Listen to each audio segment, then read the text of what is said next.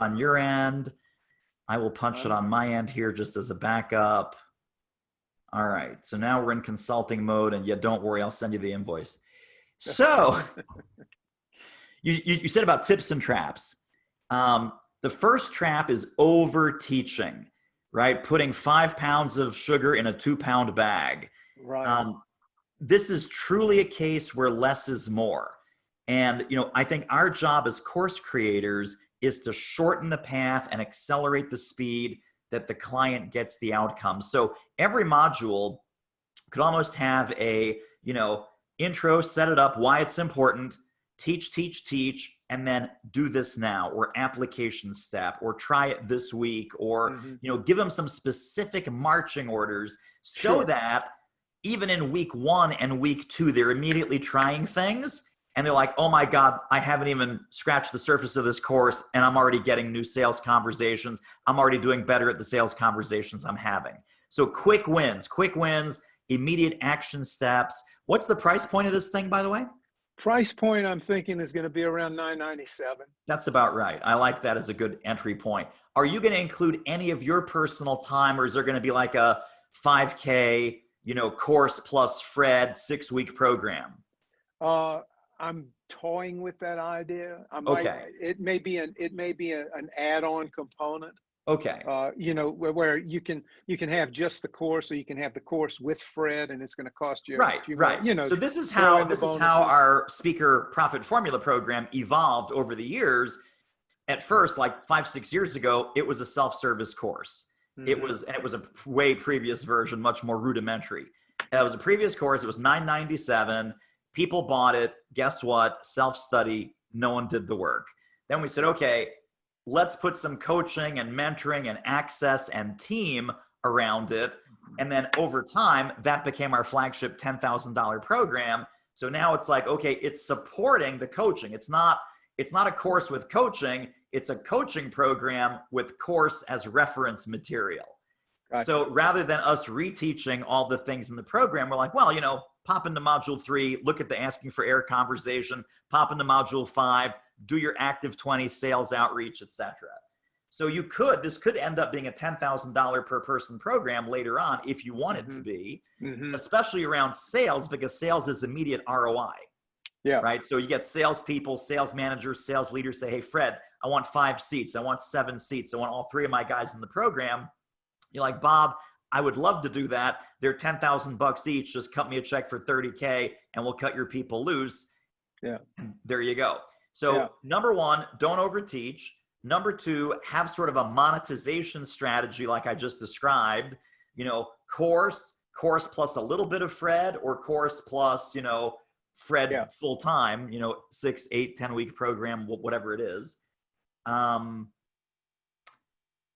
The other thing that from our program is people are lazy. They're a little bit busy. As much as you can templatize, right? They love the templates, tools, and scripts. When people graduate from our programs, like, David, the program was great. The coaches were great. You were great. But man, I'm using those templates every single day. Yeah. I got the email template. I got the social media. I got the outreach. I got the sales conversation script. I got all this stuff. Your templates are priceless. Now, if I just said, oh, by the way, $10,000 and here's some templates, or it's a paper towel, but here's some templates, right? They'd mean nothing without the structure, the accountability, the coaching, and the fact that they got to absorb so that your material becomes their material. Your toolkit becomes their toolkit. So the other thing that we learned, which is in the current version of all of our programs, is when you have a mindset blockage, when someone has, like you mentioned, module 1 is about mindset, fear. I don't like to sell. I've never liked selling. Selling has all these negative connotations. Not only at that part, but at every single part, every phase and stage of the process, address and acknowledge this may be a little bit uncomfortable at first. And we did this once by accident. So I think you have access to the latest and greatest SPF, I think? Yes. It has 9 modules instead of 7? Yeah. Okay. So in the 7 module version, I did this only one time. And you might remember I said, guys, this is in the video training, in the course part. Guys, competitive scan. you're going to get depressed. Yeah. When you do the Yeah. competitive scan, oh, Yeah. all these No, people are you're bigger right. than me, better than me, whatever. Imposter syndrome. Imposter syndrome is going to kick Yeah, in, right? And sure. I said Absolutely. that. The moment that I said that, it became a non-issue. Mm-hmm. Then what we did when we revised it to the latest and greatest, I asked the team, I said, where else are people getting stuck? Where else are people finding a difficulty? Where else are people getting all up in their heads and stuck? And we identified 7, 8, 9 other places. Now, each one of those says, listen, when you're picking a target market, I know this can be the hardest decision. You're waiting to read the tea leaves. You're trying to figure out in the universe what's going on. It's never going to come to you. You have to decide. You have to make a proactive decision. And you're going to make this decision with not enough data. You're not going to feel confident. You're not going to feel good. And then, so all of these mindset blocks that come up, we addressed in the actual course. And it made the course more digestible. It made it more empathetic. And then when people did get on a call with Fred or did get on a call with David, like, oh man, I love what you said about, negotiating. And when you're in the negotiating phase, I was terrified, Fred. But the module says most of you are terrified about negotiating because you never learned how to do it. You never learned how to do it right. And you never realized that it's an even exchange of value and you're not doing it to them. You're doing it with them. And they go, oh, Fred. And we all realize we're in the same boat. Yes. Again, I keep going back to the imposter syndrome, which I spend a lot of time talking about. Right. Is how to overcome it. That right. You're not alone. Everybody's in it. And you have to, one thing I learned from your course, David, is you have to do the work. David Newman's not going to make me a success. You may provide me with the tools, right. but if I don't know how to use the screwdriver, or if I don't know when to use the wrench and actually do it, it ain't going to happen. There's no magic there. And, everybody, look at how many now, self-improvement books have been written, If all those books worked, we'd all be geniuses. If every diet book worked, we'd all be thin and sexy. Yep, that's it. So what else to think about as far as what to watch out for? So short bites, that's the other thing.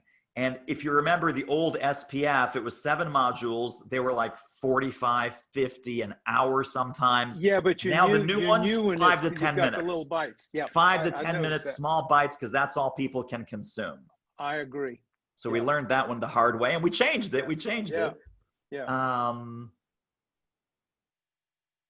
I think that's about it as far as just immediate top of mind things. What other questions do you have? What other things are you wrestling with this course? No, that's pretty much it. Just, the big part now is to sit down and script it and put my slide deck together and, make sure everything flows and blends. And once I get it done, I'm going to offer it free as a beta tester to some of my clients and ask, kind of a super air conversation. Sure. And get some testimonials and some case studies. Take a look at, and I may only feed them one module. Right. Say, hey, look at this module. It's part of a bigger program. Yeah. Let me know what you think about this as the introduction or as a component. Now, are you going to sell this as onesies to individual salespeople, or going to sell it internal, like to a corporate decision maker, like a corporate sale? Well, I'll probably do both as a corporate sale. Sometimes it might be hey, and I'll also include this course, for a bigger coaching contract. Yeah. And as part of a bonus, I'll include the accessibility to the online course, the presentation pyramid, the sales course, right. that license it to you or whatever. Right. It's something that could be very effective also in the nonprofit world, because that's really what gave birth to this, was my experience with St. Jude Hospital and how I presented it. And it makes a lot of sense. And because people in nonprofit don't know how to sell anything. Oh my gosh. I don't have to tell you that. And by the way, thank you for turning me on to Feeding America. Oh, good. Good. I invested in it, and I'm doing a monthly contribution. And I found out that the executive director, the CEO, happens to be from Louisiana. She's How about that? From Louisiana, yeah. So, it's really a great organization. Yeah, and I did the Charity Navigator scan, and it's all 4s. It's up there. So, they do really good work. As you were chatting here, you probably saw me typing. I typed in your website. Your website still has more of a leadership message? Are we now pivoting into more of a sales training message and moving away from leadership? No, it's as it fits into the leadership component. Sales is the course that I want to offer. I still do work in leadership in areas of mission statement, vision, and service culture. How to make it work. How to take people out of silos and work together with a shared vision. I've partnered up with. I don't know if you know the book Woo, Wow, and Win. No, but what a great title. It really is. Tom Stewart and Patricia O'Connell wrote it, and it's all about service culture and how it's creating the experience for your customers that makes it memorable and unique. I reached out to Patricia on LinkedIn and told her how much I admired the book, and she wrote me back and she said, well, let's have a conversation. So we had a conversation. We did a Zoom call and we talked, and I told her about my concept. One of the things I was developing is I called it a Service Culture Academy, where it would be a 2-day retreat for CEOs or C-suite executives to talk about their service culture. She says, would you be interested in a collaboration? So I said, sure. So she lassoed her co-author, Tom Stewart, who's the head of middle market at Ohio State University. And we have been engaged over the last almost year now. COVID threw us off track, but collectively, we are developing a Service Culture Academy, which will have three components. One is going to be a summit, which is that 2-day engagement that I talked about. From that, a vision comes out, and then we'll come in and develop a plan on premises, on site, and then help them launch that plan. So that's I mean, there's a lot of work. I don't have to tell you. There's a lot of work that's going to go into that. But when you say that was just with a LinkedIn outreach. Right. Yeah. When you say about the university mid-market, you mean like he's in mid-market executive education? He deals with the middle market. I can't remember the exact. He deals with a lot of middle market companies. But they sell training to them through the university. Yeah, and a lot of stuff. That's great. I love that. He's a great entree. And we were supposed to, before COVID, we were going to together. We've never met each other than Zoom calls. Right. We were going to meet in New York and present to a CFO alliance that has 8,500 members nationwide. And they have their board is 50 international CFOs. Wow. We were going to present this concept to them. We still will, but it's going to probably be virtual, like everything. It's been everything's put on a different calendar. So anyway. And Fred, what's the title of the book again? Woo, Wow, and Win. What's the when part? I get the woo and the wow. What's the when? W-I-N. Woo, wow, and win. Oh, win. Woo, wow, and win. You woo them, you wow them, you win them. You win them over. Yeah. It's it's funny. How to create that Disney experience. I gotcha. So I had a friend from South Carolina who said, you know what's great about when you talk to someone from South Carolina? They say, you see this in my hand? Yeah. This is like, I'm going to say this. I'm going to say what you cook in. I'm going to say what you do this, what you do this. It's pin, pin, pin, and pin. This is a pin, right? The sewing thing is a pin. When you do like, something else, that's a pin. It's like, what's the vowel in the middle there, dude? So he was South Carolina. He had like a crazy deep South Carolina accent, It's Cajuns I can understand. Cajuns that we're on the same wavelength. It's all good. Absolutely. Yeah. It's all good. Sure. Well, this is exciting. Let me just back up one quick step.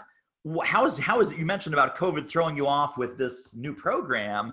What's been the focus of the business since March, since the COVID crazy hit? You're not doing as much speaking. Is it mainly coaching, consulting? What's selling these days? Mostly coaching. And really it's now the dust is kind of settling with a lot of businesses. They're starting to get their sea legs, so to speak, in this new environment. And they're more receptive. Cintas is one of my big clients, and uniforms. They're re-engaging me, which is great. The guy who is he's a regional vice president. He has Louisiana, Mississippi, East Texas, the Florida Panhandle. and he happens to just live across the street from me.